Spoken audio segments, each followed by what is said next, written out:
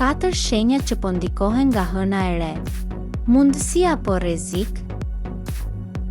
Hëna e re është një nga ngjarjet më të fuqishme astrologjike. Ajo nuk ndriçon në qiell, por ndriçon në shpirt. Ajo është një portë, ose për një fillim të ri, ose për një sprovë që duhet përballuar. Për disa shenja, kjo hënë e re sjell energji shkatërruese që mund të prishin ekuilibrin. Për të tjerat, është një bekim i fshehur që çliron potencialin e tyre më të madh. Kjo video do të zbuloj 4 shenja që ndihen më fort nga kjo hënë. A është kjo një mundësi për të rilindur, apo një rrezik që të detyron të ndryshosh rrugën? Dashi. Kjo hënë e re ndizet pikërisht mbi pasionin dhe impulsin tënd. Do të ndihesh si në një garë me kohën, ku gjithçka duhet bërë tani ose kurrë. Kujdes nga vendimet impulsive. Ato mund të sjellin pengesa të panevojshme, por nëse arrin të qetësosh energjinë e brendshme, ke mundësinë të ndërtosh diçka të madhe që ke ndërruar prej kohësh. Gaforia. Ti je një shenjë që lidhet natyrshëm me hënën, dhe tani je duke ndjerë çdo dridhje të saj. Do të përballesh me emocione të thella që të vinë si val.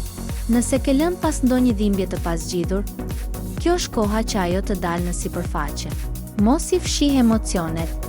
Shëroji. Vetëm kështu mund të përfitosh nga mundësia për një fillim të ri emocional. Akrepi.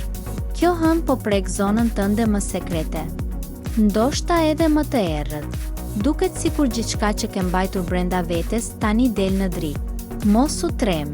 Kjo është mundësia jote për të shëruar plagët më të vjetra. Energjia e kësaj hëne të sfidon, por nëse përballon do të dalësh më i fuqishëm, më i pastër dhe më i lirë. Ujori. Për ty, kjo hënë vjen me një shpërthim idesh, ndryshimesh dhe të papriturash.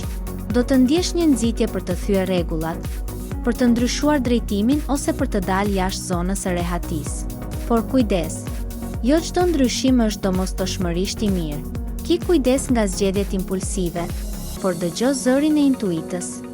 Ajo të tregon rrugën e saktë. Energjia e hënës së re nuk pyet nëse je gati.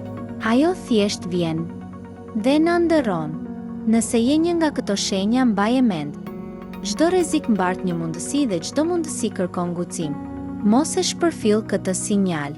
Dhe nëse do të zbatosh çfarë universi po të dërgon si mesazh, ndiq zërin e universit.